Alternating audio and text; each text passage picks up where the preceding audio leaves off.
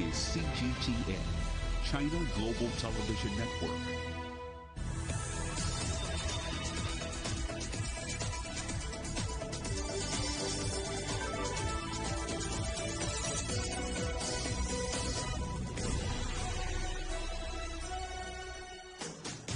Live from London, this is Global Business. Hello, welcome to the programme. I'm Jamie Owen. And I'm Robin Dwyer. Our top stories. A new ceasefire and a humanitarian corridor for Ukraine's city of Sumy could allow thousands of civilians to flee the fighting. Our other headlines, the International Energy Agency says it's ready to release more oil from emergency stockpiles after Russia's invasion. More big names from international business pull out of Russia following pressure from consumers. And allegations of fake news and doctored images, why winning the media war is as important as the military campaign.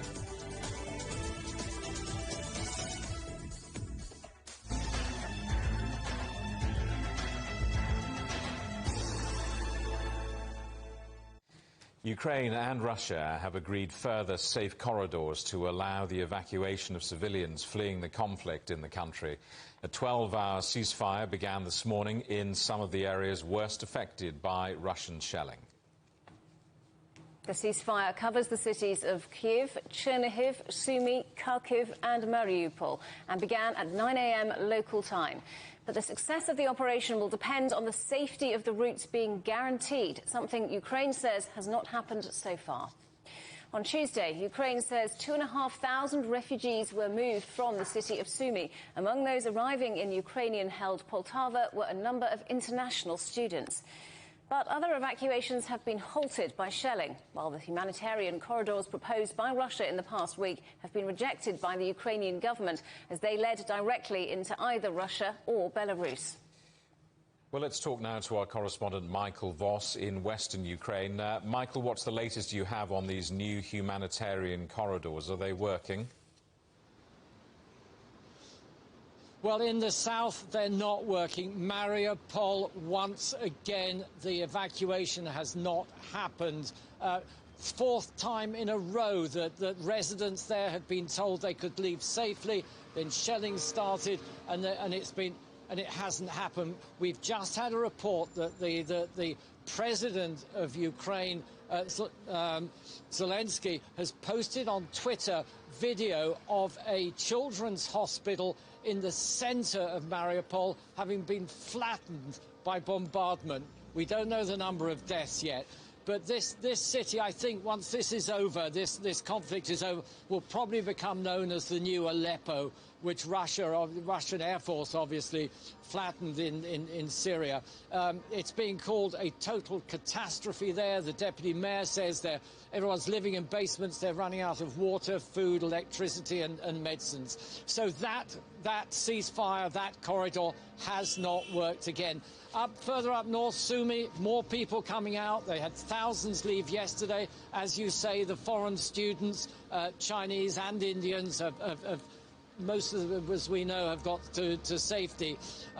But so it's a mixed picture. The ceasefire hasn't worked. And now the Ukrainians are calling for a ceasefire at the Chernobyl nuclear plant. Remember the one which caused that terrible nuclear catastrophe. The Russians have actually destroyed the electrical grid going into the nuclear power plant. The International Atomic Energy Agency says no risk immediately of any radiation, but they've only got 48 hours diesel of backup. So the Ukrainians are asking for a ceasefire to get that sorted out.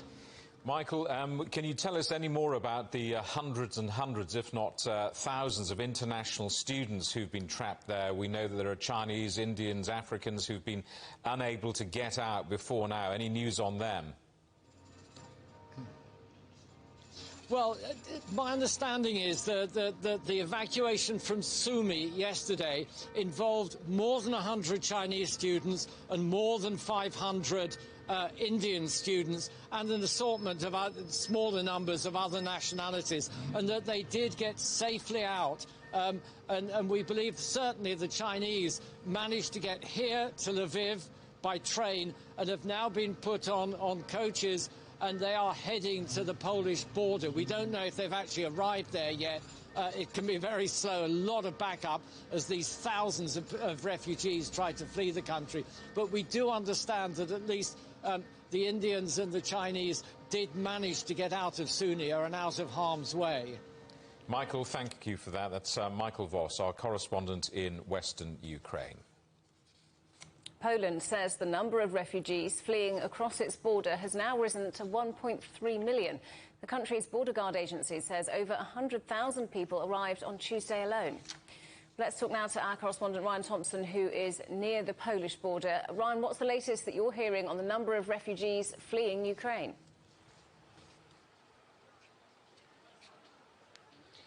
Hi there, Robin. Well, the figure continues to rise and rise. Current estimates put it at about 130,000 new people each day. But we are seeing what was a mass exodus over the past 10 days or so become a little bit more of a trickle. And we really estimate that is because a lot of the people who wanted to get out, to escape the shelling, to escape the bombing over the past 15 days, well, they have gotten out. And so what remains are the people who are stuck in these cities, who are desperately waiting for these humanitarian evacuation corridors to work. And so we're seeing little by little, for example, at the train station behind me, these evacuation trains come in, but it is really only so often. It is not the constant stream that we were seeing over the past week. It's very much the same story at the border about 20 kilometers from here. There you can easily see that people are coming, but coming not in the droves that we were seeing previously. And it is very much the same type of people that we saw over the past week, primarily women, children, and the elderly. They are seeking some degree of refuge here in Poland, but they don't want to wait here in Poland. They truly want to go home. It's just a stopping point as they await the result of this war across the border that doesn't seem to have any end in sight at this point, Robin. And Ryan, arriving in Poland later is US Vice President Kamala Harris. What can we expect from her visit? Yeah, the U.S. VP is coming at a time where relations between Poland and the United States are actually a bit fraught. So the U.S. VP will have to do a bit of smoothing over when she meets with representatives from the Polish government later tonight, but also tomorrow as those meetings continue. It stems from this deal that had been in the works to try and support the Ukrainian military and their defense in the sky. Of course, we've heard from the Ukrainian President Volodymyr Zelensky to ask NATO members to create a no-fly zone above Ukraine as they were facing increased airstrikes from the Russian military. Ultimately, NATO decided that they were unable to fulfill that request because of the implications and ramifications it would have for the defense alliance.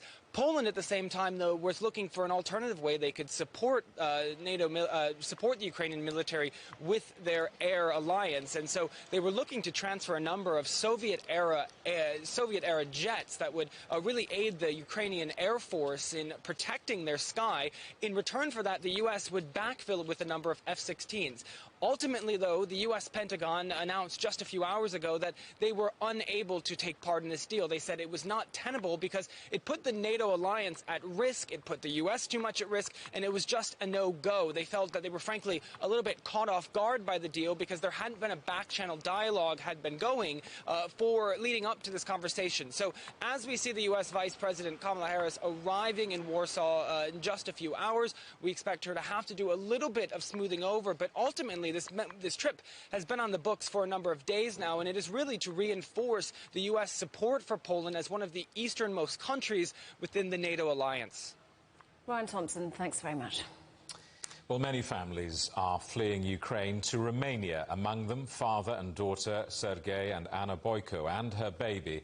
They had a harrowing journey from their Kharkiv home after witnessing Russia's bombing of civilian buildings at the very start of this war, something Sergei never thought President Putin would do. I've been speaking to them. We ran to the basement when we were, when we heard the shots and when we saw all the explosions not far from our home. We stayed in the basement till it was a bit quieter, and then we just moved out at, 6 o'clock in the morning.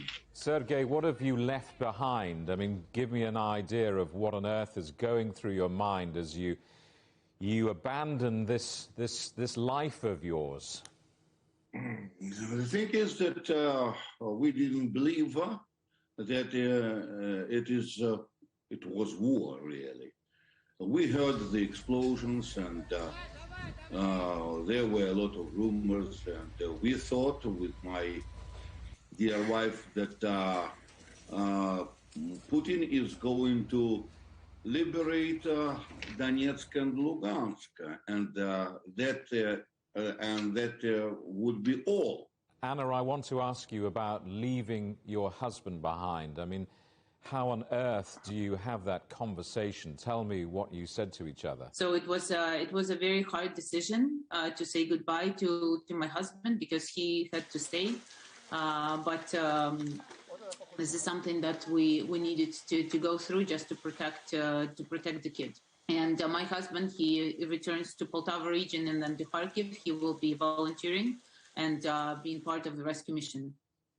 What did you say to him? See you soon. I told him that I want to see him when our daughter has her first birthday in July. That I really want to see him then. So, Sergei, what was that journey out of Ukraine like, and how long has it taken? It was a very long journey. We spent 5 nights somewhere in the middle of nowhere. And of course, there were military posts and a lot of checkpoints. I want to ask you about this journey with the baby. I mean, it's such a long journey with a small child, isn't it? We had to drive every day.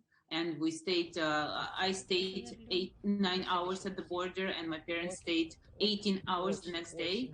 So it was hard, of course, and sometimes I was even breastfeeding when I was stuck in the traffic jams. Having witnessed this awful chapter for your country, what would you like to say to the international community about what's happening in Ukraine and what you want to happen? Anna. What is happening is a real war, and what we see is, I think, is as scary as World War II. And whatever Russia and Putin is doing is very close to what Nazis were doing, because it's genocide. And this is hell on earth because people are leaving everything behind. The people who are going somewhere and people who are staying, they sleep in the basements. They have very limited food supply. They have very limited amount of medicine and so on. So we never thought that this would happen. And when it comes to the international community, we just really hope that, Russia is pushed by either sanctions or by providing us with military support, because this should not spread. This should stop as soon as possible, because these are the nightmares that we all swear it will never happen again after the World War II, and they are. Nobody believed that this is possible in the 21st century, and it is. The majority of refugees fleeing violence in Ukraine are women and children. The United Nations says the lives and well-being of around 7.5 million children are at risk. Well, Irina Sakoyan is Director for Eastern Europe at the charity Save the Children. She joins us now. Thanks for talking to us today, Irina. So estimates of 2 million refugees now having fled Ukraine. What are you seeing when it comes to children arriving at the border? Yeah, Save the Children is very much concerned about the situation of children in the country. As you rightly mentioned, there are 7.5 million children in Ukraine, and I can't name a figure that of children who are not affected by this conflict. We know that nearly 800,000 children are currently on the move, in the risk of separation, in a very difficult situation as they move through the country for several days in a cold weather without having very basics. We also know that there are a number of victims among children. As of today, there have been 16 cases reported, but we know that the number can be quite underestimated. Additionally, another concern that we see there is with regards to children that remain in their communities and continue to witness the heavy shelling and the hostilities in their communities. So that has a detrimental impact on their psychological condition. And Irina, as well as children arriving with family members, you're also seeing children arriving alone. What more can you tell me about that? What kind of ages are you seeing? Well, the children are arriving alone to Western countries are normally or usually in their mid-age. They start from 10 to 14. We are gathering now the information on those children and trying to do family tracing and family unification on the ground. And these children have been separated during their journey. And that's really scary because we know how many risks they face throughout long journey they make in the country. And being alone, they're particularly vulnerable to further violence, potentially. They are extremely vulnerable because they are alone. They are risk of abuse, all kind of abuse, and trafficking as well. So we are extremely concerned about this, and therefore our programs are specifically targeted on family tracing and reunification. I would like also to mention that in Ukraine these days we have nearly 100,000 children in institutions. And as you can imagine, the services are not being performed in a normal way in these institutions. And children may face difficult situations related, again, to permanent separation from family members. They may be impacted by the conflict itself, the violation around, but also there is a risk of detrimental impact on their well-being. They can be subjected to violence, including sexual violence or physical abuse. Irina Sarkoyan from Save the Children, thank you very much indeed for talking to us. Thank you. You're watching CGTN. Still ahead, banning Russian oil. Why, for some, it's more symbolic than substantive.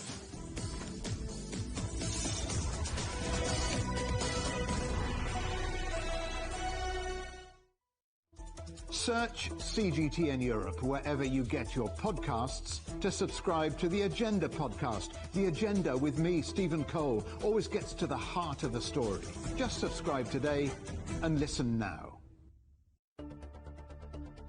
Events have consequences. Words create impact. One more offensive in a long line of battles that's been ongoing for... Just got to be careful here with some gunshots. Excuse us, excuse us. The world today matters for your world tomorrow. The number of casualties is growing quickly. Why, this is one of the hardest hit towns in the region. The world today, every day on CGTN. Facing the unknown is always difficult. In a world in turmoil, it's easy to lose orientation. But when the storms come, we have to see the possibilities. Reinvent. Find new opportunities. Discover a path forward. CGTN. See the difference.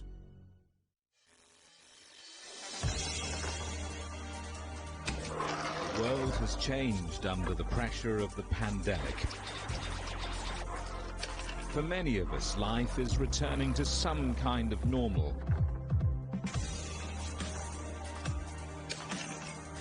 As we're adapting to changes in all of our lives, let Global Business Europe be your guide to the new normal. Join us weekdays on CGTN.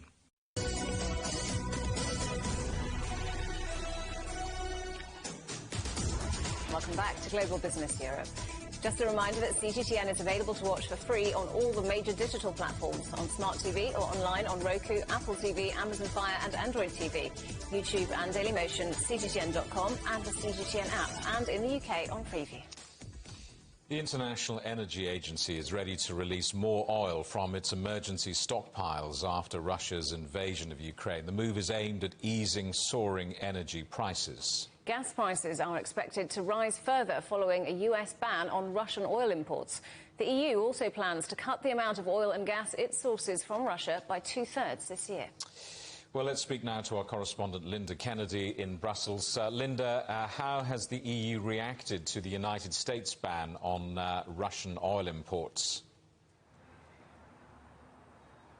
Safe to say that they are aware of it, but they are focusing on the steps that they are taking, the ones that were announced in the short term, reducing dependence on Russian gas by 2/3 at the end of this year, and longer term becoming independent from Russian fossil fuels by 2030. There's already a bit of disagreement on that timeline amongst member states.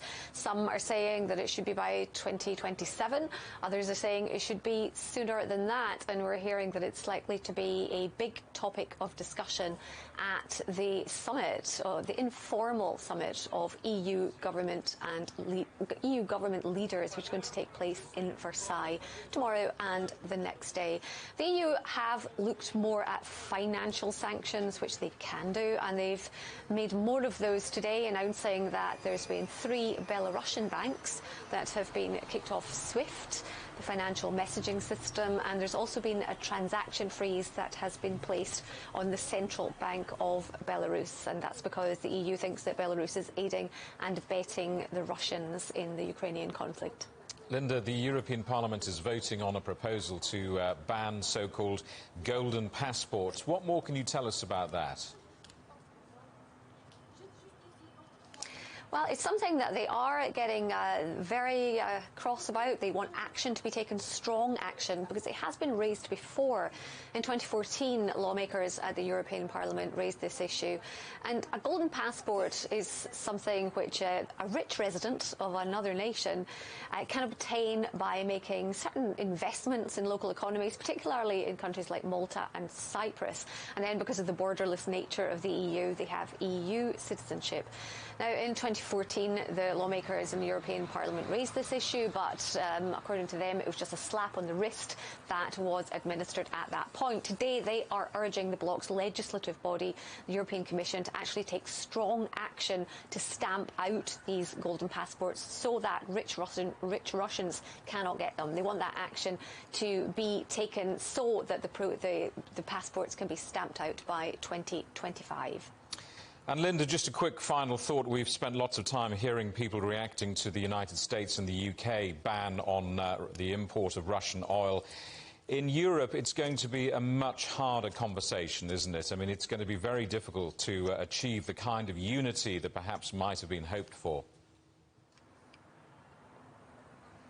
It's going to be very difficult, and it depends on who's answering the question, because ultimately the biggest factor is how much of your fossil fuels comes from Russia. So on the one hand, you have EU member Ireland that has very little dependency on Russia. So it is free to say, hey, let's bring that timeline forward, 2030, that's too far away to achieve independence from Russian fossil fuels. Whereas Bulgaria, another EU member, is pretty much entirely dependent on Russian fossil fuels. So it is a big point of division, and yeah, it's going to be something that is much discussed and not always in the greatest of terms at Versailles. Linda, thanks for that. Linda Kennedy, our correspondent in Brussels. While the United States is imposing a ban on Russian crude oil imports and the UK is phasing them out, the EU is worried about the economic damage that would do. The EU is already feeling the squeeze from higher inflation. Moscow has warned that any restrictions on Russian crude could send oil prices spiralling above $300 a barrel from around 120 now.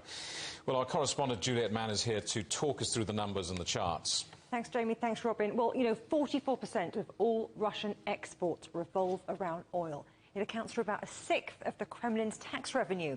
Only America and Saudi Arabia produce more, and that's why Joe Biden says sanctions on the oil industry target that main artery of the Russian economy. But while the United States is the world's biggest economy, it isn't Russia's biggest oil customer. Yes, Biden's measures will deprive Russia of billions in revenue eventually, but US imports of oil and gas from Russia are, as you can see here, relatively small. 1% gas, 2% oil. Now, in the UK, the plan, as we've heard, is to phase out Russian oil imports by the end of the year. That time frame to allow supply chains, supporting industry and consumers to adjust. But again, look at the chart. Sure, there'll be consequences, but the UK doesn't rely on Russia. Now, in the EU, it's a different picture, which what Linda was talking about just earlier. And then that's why many in Europe have misgivings about sanctions on Russian oil. 45% of gas and just over a quarter of oil comes from Russia. That's a huge reliance. Germany's Olaf Scholz has already talked about his country's energy security. And here's why. Now, Europe's biggest economy, look at that. They are the most reliant on Russia. Imports represent 30% of its oil usage. France and Italy next at 13% each. Now, European countries are, as Linda was talking about, planning to wind down their dependence on Russia, but that's going to take time. It's going to take money. We're already seeing high inflation, higher prices, higher energy bills. There are other options for the world's supply of crude oil, from Venezuela to the Gulf. I mean, Iran's been in talks for months to restore that deal to lift sanctions there.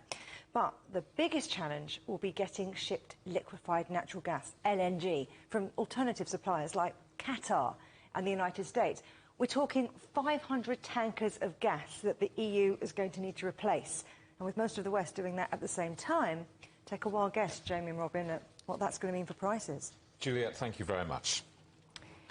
Well, staying with energy prices, and the British Prime Minister Boris Johnson has dismissed calls to bring in a windfall tax on energy companies to ease the cost of living crisis.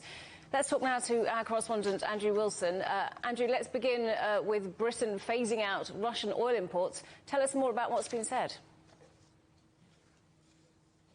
Oh, well, there are two things going on here now, really. Even before the Ukrainian crisis, the UK government was concerned about hikes in particularly natural gas, but also oil following as well. And there was going to be a cost of living crisis hitting the UK around about April, going on into next year and perhaps even beyond. They had talked about various government schemes to help people out with their fuel bills. But now add to that this decision from the Americans to completely ban Russian exports, from the EU to phase out by 2030, and for the UK to phase out by the end of the year. Things are only getting more extreme. The Labour leader in the House of Commons today jumping on that, saying to Boris Johnson he's got to consider again the possibility of a windfall tax on UK energy companies, which have done so well over the last year or so, and probably will hike in prices continue to do well. But it's clear at this point the government hasn't got a fresh idea about how it's going to tackle the energy crisis. Purely a political one in making that gesture that the UK will pull out of its exposure to Russian energy. But that's only 3% of the UK market. It's a far more significant gesture for the European Union. Nonetheless, the prices, whether you're a direct customer of Russia or not, will go up across the board. And Andrew, there's been pressure, hasn't there, on the UK to do more for refugees fleeing Ukraine. Did the Prime Minister give any updates? He did today. I mean, this is starting to slowly boil up as something of an issue. Backbenchers and senior MPs within the government's own party complaining publicly about the performance of the Home Secretary, Priti Patel. And today, Vadim Pristaiko, who is the Ukraine ambassador to London, who had troubles getting his own wife into the UK the other day, but managed in the end, appealed to Priti Patel to ditch the visa programme that they currently have, which is no longer, in his view, or a lot of people's views, fit for purpose, and just start letting people in. He said to her, children are not terrorists. Well, that gives you an idea about how high feelings are running on this issue. The Prime Minister came under fire a bit in the House of Commons today, but as you can see thus far, UK policy still seems to be lagging behind most people's expectations. The wave of Ukrainians fleeing their country increases every day, and its neighbours have responded by mobilising resources to support them. The UN says it's already over 2 million and climbing. In the House of Commons, the UK Home Secretary, Priti Patel, assured MPs that Britain would respond also. And again on a visit to Poland. We have a family route for people with connections to the United Kingdom to come to the UK. We're extending that and expanding that to extended family members, and that route is open. That route is open as of today, so people can come. But at the port of Calais and the tunnel to the UK, no activity. The few who've made it this far, hoping to join family in Britain, find only instructions to apply elsewhere, Paris or Brussels. Family members are doing what they can to help their relatives manage the process.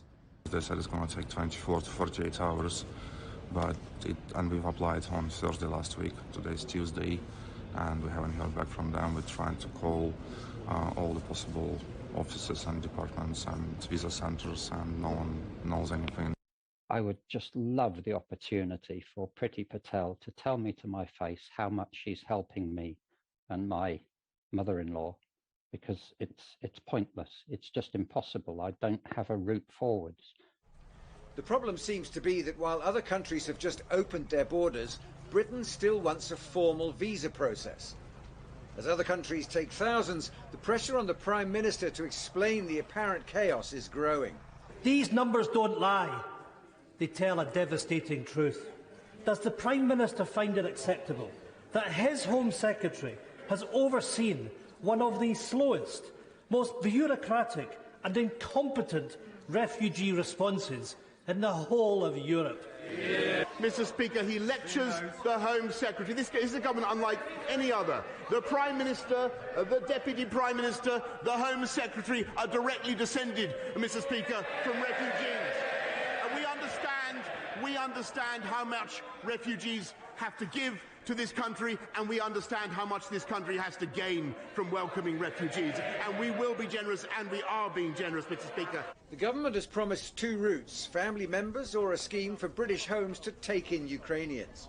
But thus far it says it has processed just 760 visa applications. Well, as you can see from the House of Commons and more generally across British society, there are questions that people want answered. It's not clear yet whether this is a matter of competence and incompetence in the Home Office or whether this is a matter of intention of the government. But certainly 760 visas processed so far pales in comparison to the kind of gestures that Eastern European countries have already been making towards refugees coming across the border. The Prime Minister still maintaining that Britain is standing by to do what it takes, but thus far it appears to be falling a bit behind the curve. There was talk of a new visa office being opened in the city of Lille, just outside of Calais, not far from the border crossing there, but reporters have been to Lille and found no such office yet in evidence. And so there seems to be a disconnect still between what the government says it intends to do as far as the Ukrainian refugee crisis is concerned and what it is doing so far. Andrew Wilson, thanks very much. You're watching CGTN. Still ahead, international businesses scramble to get their employees out of Russia and Ukraine.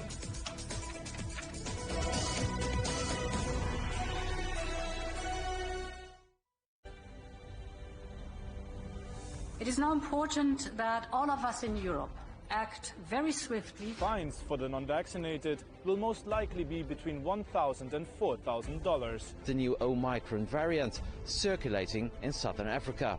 The financial markets have also reacted badly to the news. Growing dissatisfaction with the way the Dutch government is handling the pandemic. Cancelling the city's main public Christmas markets for the second year in a row. Protests and riots by those opposed to restrictions and vaccinations. There is no room for complacency in this ongoing battle against COVID. On the agenda with me, Stephen Cole, we look up into space.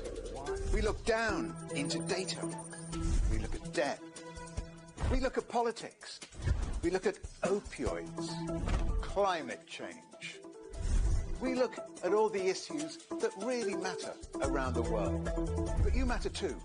We want to tell the stories you want to see and hear about. Make it your agenda.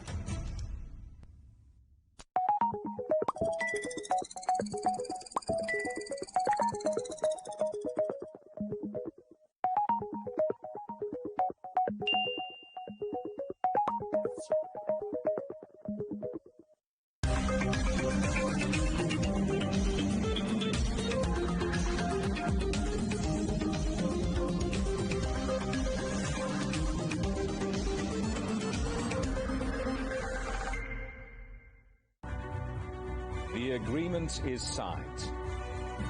But what is the real deal now the UK has left the EU? For trade, for business, for the city, for ordinary people. Make sense of Brexit with CGTN.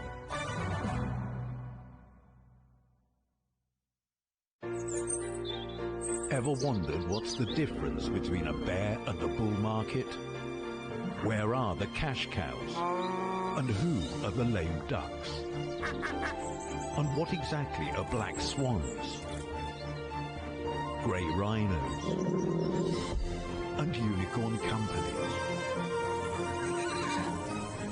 Make sense of it all with global business, only on CGTN.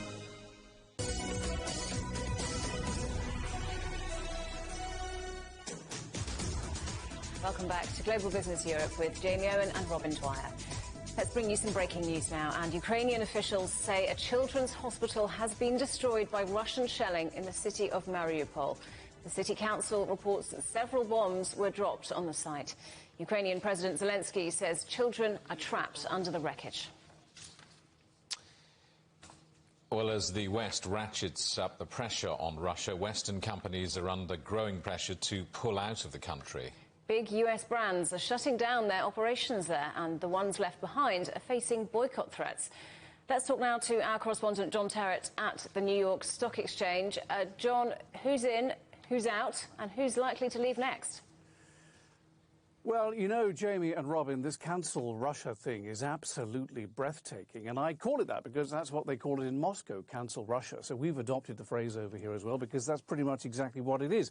And what you have to remember, seen from this side of the world, is that US investment in Russia is iconic and symbolic. I mean, cast your mind back to 1990. Pushkin Square, Moscow, the first ever McDonald's there, after years of negotiations with the then Soviet authorities. They had 27,000 applicants back then for 630 jobs to serve what was known in those days as the Bolshoi burger. They had 5,000 people queuing outside the door in the early morning and 30,000 people through the doors in just day one. Compare that to today, when McDonald's, which now has 850 stores across Russia, is temporarily closing all of them. McDonald's says the staff will be paid, but they have no idea if or when these stores will ever reopen. For your interest, Russia accounts for 3% of McDonald's global operating income and about 9% of its annual revenue. And it's also the largest taxpayer in Russia in the food sector. Now, we'll come back to the food sector in just a second, because here are some of the other companies just in the last 24 hours who have announced that they're cancelling Russia. Pepsi, which is based just to the north of New York City, where I am. They've been there since the 1970s, operating with the Soviet Empire at first, and now the Russian authorities. Coca-Cola, Starbucks is closing all its locations. Yesterday, Yum Brands, which owns KFC, the Colonel, 70 stores closing there temporarily, and Pizza Hut, 50 of those. They're all under the Yum Brands umbrella. Today, Unilever and Kraft Heinz ending imports and exports.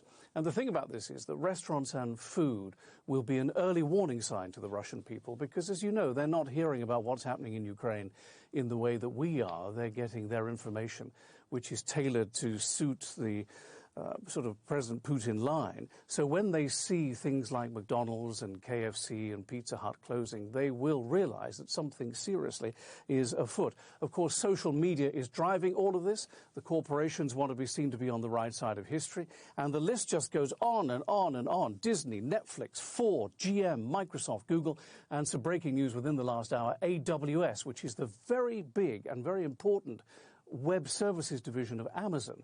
They've just said that they will no longer accept any new sign-on. So it's continuing, and I think it's likely to go on.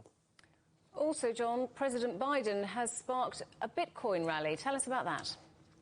Yes. Well, this is real breaking news that we're getting on the program now, because he's just signed an executive order, which I have here. It was due in February, but they had to postpone it because of all the war talk, which eventually led to the thing that's happening in Ukraine at the moment. Now, Biden has had a White House think tank on cryptocurrency for a while.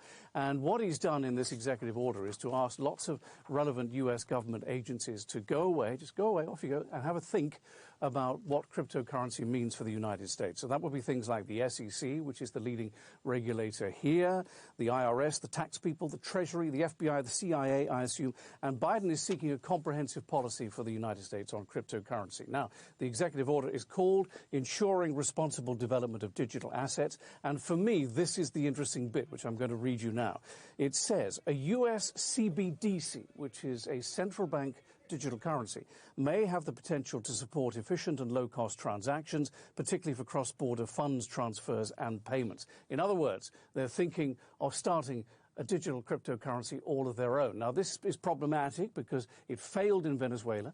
They're starting one in Mexico, but Mexico is a largely cash-based society, and if you have a central bank digital currency, then, you know, it requires an element of what you might call sort of tracing and taxation and stuff like that. So there are issues, but they're certainly clearly thinking of starting their own United States central bank-based digital currency. And Bitcoin is rallying, and the reason for that is because all of this gives these cryptocurrencies a legitimacy that they haven't had up until now.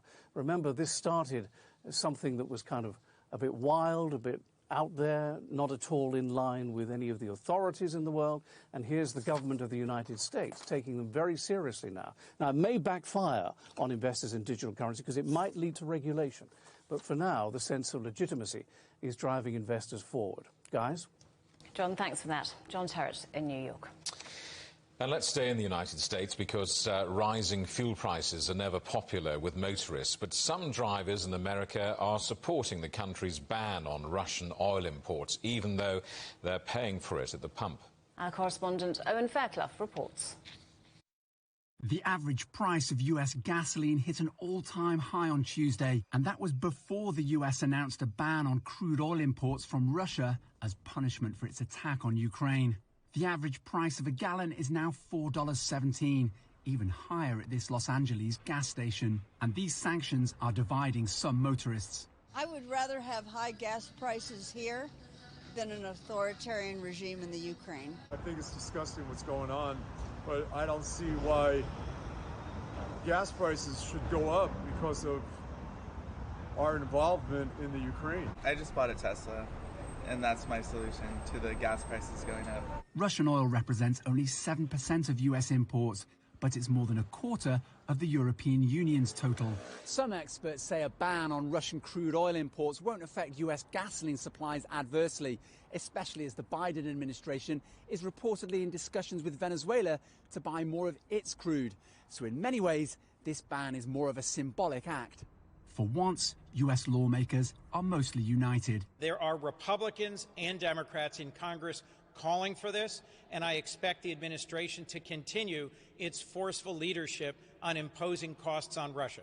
Yet some opposition Republicans think the Biden administration needs to reconsider its green energy agenda to focus on becoming self-sufficient in oil. We can produce more than enough oil to make up for whatever it is we buy from Russia. I just don't get it. The only explanation is that this religious zealotry on this Green New Deal stuff makes that an impossibility. Gasoline experts have warned US motorists can expect higher prices at the pumps if the price of crude, at its highest since 2008, keeps climbing. Owen Fairclough, CGTN, Washington. Well, many international businesses with offices in Ukraine and Russia are scrambling to get their staff to safety. Let's talk now to Mick Sharp from the security services group International SOS, who specialise in helping companies in danger zones. Mick, welcome. How on earth do you get people out of somewhere like Ukraine? I mean, where do you start? Yes, good afternoon. It's certainly a complex picture in Ukraine. Everybody, I think, has seen the scale of the challenge, just the mass movement of refugees. But inside the country, it's still a very mixed picture in terms of conflict. We're supporting our clients daily in very complex moves. And obviously that depends on where they are, particularly in the country. It requires a specific plan of action, evolving journey management planning, etc., to conduct those moves. So very situation dependent, but moves can be achieved. You make it sound very low-key and matter-of-fact, and I'm guessing it has to be. I'm just wondering, without mentioning any names, what are the main challenges that your teams encounter on the ground? Well, I think the first thing is just the speed and the constantly evolving risk picture, both in terms of where the conflict's actually taking place, also announcements on humanitarian corridors coming and going, whether they're adhered to or not. So there's that speed and, I guess, volatility. There's the risk assessment itself, which, there's many variables from the individuals, their own exposure, where they are, how we can move them, and how this applies more broadly. And I guess just the scale. Some of the requests we're getting, they range from small families and with children right through until, large-scale movements of individuals for various organisations. So I guess scale, complexity, and the constantly evolving picture of the challenges. And I know that you can't, for obvious reasons, give us precise details, but you almost make it sound like voluntary kidnapping. I mean, give us a flavour of some of these operations. No, they're very thorough. They're all done, obviously, in terms of our core risk assessment principles. We coordinate those with our local providers on the ground, our teams, incident management teams, and obviously that involves staying in contact throughout the journey as well. Strict communication protocols, and working with organisations at the headquarters level to make sure that there's full oversight. So complex picture, but all done with the thoroughness that we apply more broadly in risk management. And give us an idea of the kind of teams you have. I mean, I'm guessing they're ex-military. They're mixture, so ex-military, various services, NGOs, so yeah, various skill sets. That tends to work best. Mick, it's good to talk to you. We wish you well with your work, and thank you very much indeed for coming on the programme. That's Mick Sharp from the Security Services Group International, SOS. Thank you very much. Where is Ukrainian President Zelensky exactly? And is President Putin really meeting a crowd of flight attendants? The media war is in full flow as the military hostilities continue. And questions about the truth, the veracity surrounding the images and the whereabouts of both leaders have been scrutinised in recent days. Let's talk to CGTN's Duncan Hooper, who's watching events for us. We'll talk about Putin in just a moment, but we've seen a lot of Zelensky during this conflict, and we're hearing this ongoing speculation out of Russia, it must be said, about where he physically is. I mean, is there any basis to this? What's the story? Well, yeah, it's obviously a very sensitive issue, Jamie, because there's suggestions in Ukraine that there are hit squads that have come out to try and assassinate the president, so they don't want to be too open about his location. The other fact is that going into this conflict, everyone was looking at Afghanistan, and of course what happened there was that you had a Western-backed government with a history of corruption, with support from American weaponry, but no troops on the ground. And as soon as the armed forces there came under pressure and started to give way, we saw the president flee the capital. So when fighting started in Ukraine, all eyes were on Zelensky, and there was a lot of speculation about where he might be. His response, to come out with a video with some of his colleagues on the streets of Kiev and state very clearly, I am here, I am staying here, I'm going to defend this city. But that didn't put the issue to bed. We saw on Friday the chairman of the State Duma of Russia, Vyacheslav Volodin, who said he's fled to Poland, he's gone. So, of course, Zelensky then has to come out again. And on Monday evening, he filmed a video in his office in Kiev, and he held the phone out of the window so that you could see the night sky of the streets outside, and again said, look, guys, I'm here, there's no question about it. But that really prompted just a fresh misinformation drive. And we saw suggestions that maybe parts of that video had been faked. People pointed out, and again, this is Russian websites, look, his hair's different later on in the video than it is in the beginning. What about that picture behind him? That seems to disappear. But when you watch the full video, it comes quite clear that all you're seeing is just a different camera angle, and that's giving that impression. There's also been speculation about flight paths coming out of Ukraine. You know, is Zelensky on this plane? Perhaps this is his flight going out to Poland.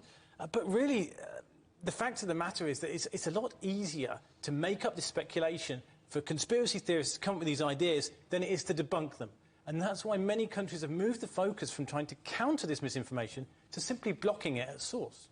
So, Duncan, is this speculation over the whereabouts of Zelensky just the Russians challenging the Ukrainian narrative, or is the same level of online scrutiny being applied to Vladimir Putin? Well, we did actually see, it's interesting you say, a video of Vladimir Putin with a group of airline staff, female airline staff, towards the end of last week. It was posted on YouTube, and an interesting feature of that video that gained a lot of attention was a clip where his hand appears to pass straight through a microphone. And of course, this made people say, well, look, he's done it on a green screen, and then they've superimposed this audience on afterwards. You know, this is not real. But again, what you have to do there is go back to the original video, which is actually available on some of the news agencies, and you can see in that video that his hand moves behind the microphone. And what's actually gone on there is that when the video has been uploaded into social media, it gets compressed, because the social media sites don't want to pay the costs of hosting these giant videos, so they shrink them down, some frames get removed, and that can create this rather odd impression. And what's happened, I think, is that during the pandemic, a lot of people have been sitting at home, they've been on Zoom, and they're used to this functionality that allows you, even on a live call, to look as though you're on the beach or anywhere in the world, whereas in fact you're sat at home in your bedroom. And I think this has prompted a lot of people to see fakes everywhere, whereas the truth is that sometimes the simplest explanation is in fact the correct one. Duncan. Thank you. Yeah, great. Keep watching. Thank you very much indeed, Duncan Hooper. Australia is to declare a national emergency after 22 people died in floods. Prime Minister Scott Morrison made the announcement during a visit to a New South Wales suburb where 4 people died. It's the first time Australia has declared a national emergency, allowing federal authorities to intervene directly. Record rains in New South Wales and Queensland inundated thousands of homes. Israel's President Isaac Herzog has landed in Ankara in the first visit to Turkey by an Israeli head of state for 15 years. He's due to hold talks with Turkey's President Erdogan in a bid to reset the diplomatic relationship. Before the visit, the Israeli leader said relations had previously been affected by what he called ups and downs. Hong Kong has reported more than 25,000 new daily COVID cases. It comes as the Chinese mainland is organising more measures to help. A temporary bridge has been built linking Shenzhen and Hong Kong to help transport workers and materials. Meanwhile, work is continuing on a makeshift COVID hospital to relieve pressure on the city's overwhelmed medical system. You're watching CGTN. Still ahead, the secrets of the deep revealed. The lost ship that holds the story of Arctic explorer Sir Ernest Shackleton is found.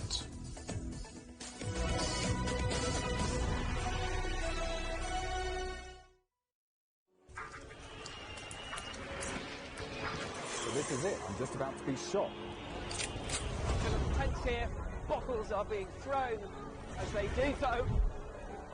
There are about 3 critical bridges here in Malawi. That's one of them. We're going to cross that bridge. As you can see behind me, police forces who are replying with gas. Gas just came in. Gas. So it's all begun now. Divisions leading the charge into West Mosul have brought us here. Just got to be careful here with some gunshots. This is where most of the fighting has been concentrated. It's the front line now after 9 days of fighting. We're about 2 to 3 kilometers from within the front clear line. view of this front line position. Mari, what would you say is a good question? Stephen, I'd say it's one where there's always more than one answer. The Answers Project is a new podcast series from CGTN Europe. With me, Stephen Cole. And me, Mari Beveridge. In each episode, we'll take a complex question. And with the help of some of the world's foremost experts, shine light on some of the answers. So join us for The Answers Project. Available wherever you get your podcasts.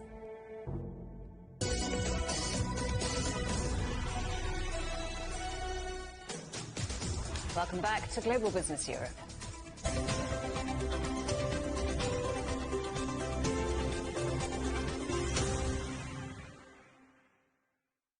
A priority for China in recent years has been its space program, and its ambitions are about to get even broader, amongst them launching asteroid probes, surveying the moon's south pole, and the development of a new space telescope, similar to Hubble. As CGTN's Emma Keeling reports, greater international cooperation is also part of China's plans.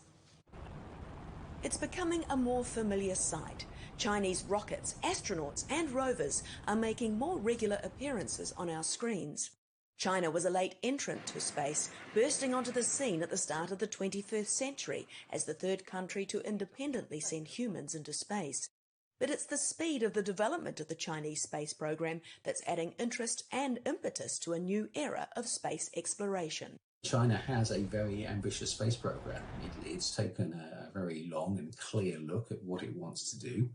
And in many areas, it is moving forward. Private companies and countries new to aerospace are creating history alongside the big players. The re-energised China National Space Administration, or CNSA, is also setting itself a fast pace, backed by a strong economy and manufacturing sector. It's running parallel programs on Mars, the Moon, and now building their first multi-module space station, Tiangong, or Heavenly Palace. This is what the completed space station will look like. But so far, only the 22.5-ton core module has been deployed. Shenzhou 12 astronauts have docked with the module to start developing the station. Liu Boming and Kang Hongbo climbed into their spacesuits with the portable life support system before setting out on a tandem spacewalk on the module. They're the first Chinese astronauts since 2008 to go outside their spacecraft. Space exploration is a diplomatic tool as well as a scientific and human endeavour for China, because by doing all the things that it's done and doing them so successfully, it's marking itself out as a global player. The CNSA has little choice but to go it alone because of the US ban on Chinese astronauts on the International Space Station, which is set to stop operating in 2024. The Moon is the main focus, but sending an orbiter and rover to Mars was a true test, considering it was a solo effort and the first attempt to travel to the Red Planet. Now the Shurong rover is sending back images from where it landed on Mars in Utopia Planitia. The US might not be keen to collaborate, but China has found willing partners to help build a lunar research station. Recently, it announced a partnership with Russia to build the Joint International Lunar Research Station, or ILRS. It will take around 10 years to transport cargo and equipment to the lunar surface via uncrewed ships. Finally, in 2036, human visitors will arrive to begin scientific work and further building of the base. And what's exciting is that China is planning missions that go beyond Mars, probes that would go visit Jupiter and some of the Jovian moons, I think notably of Callisto. There's discussion also of a flyby of Uranus, of also sample return on an asteroid. So there's a lot of exciting talk of missions that go beyond the Moon and Mars. So it's really very exciting times for the Chinese space industry. China's space program seems destined to keep reaching higher and further into our solar system. CGTN's Emma Keeling reporting. And finally, one of the world's most talked about shipwrecks has been found after more than a century. The vessel of the explorer Sir Ernest Shackleton was discovered at the bottom of the Weddell Sea off Antarctica. The Endurance sank in 1915 after being crushed by sea ice. This forced Shackleton and his team to escape on foot and in small boats. Sitting 3 kilometres deep, the ship appears to have remained remarkably intact, and even the name is still visible. The headlines again.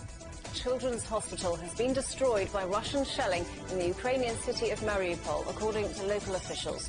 The city council reports several bombs dropped on the site. Ukrainian President Zelensky says children are trapped in the wreckage. Our other headlines: the International Energy Agency says it's ready to release more oil from emergency stockpiles after Russia's invasion. And more big names from international business pull out of Russia following pressure from consumers.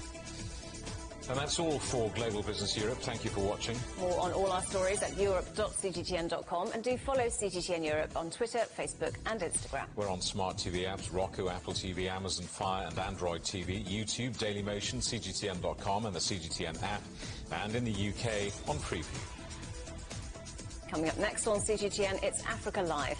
We'll see you again tomorrow, same time, same place. From all of the team in London, goodbye. Goodbye.